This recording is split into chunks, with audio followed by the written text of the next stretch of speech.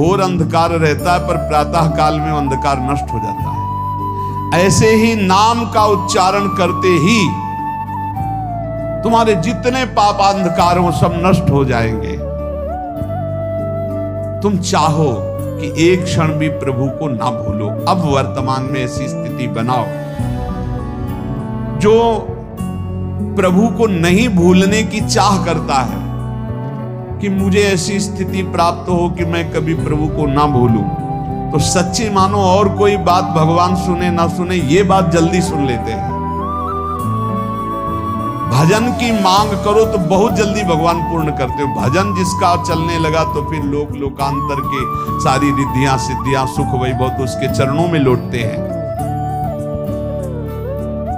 जब हम प्रभु से प्रभु का स्मरण न मांगकर भोग मांगते हैं तभी हमारा भजन रुक जाता है, भजन नहीं चल पाता। यदि हम प्रभु से केवल भजन मांगे तो विश्वास करो ब्याज में सब हो जाएगा।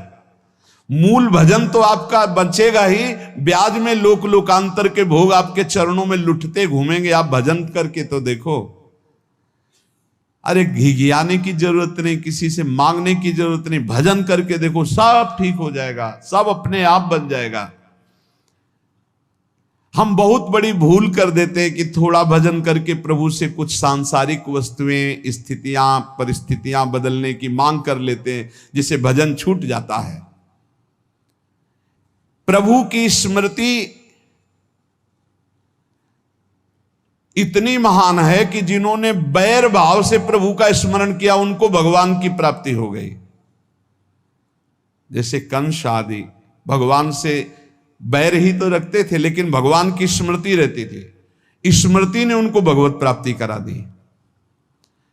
स्मृति में महान सुख है, पर वो जब भक्ति रस से युक्त स्मृति होती तब माधुर्य रस, प्रेम रस का अनुभव होता है। कल्याण तो वैर भाव से स्मरण करने वालों को भी प्राप्त हो गया।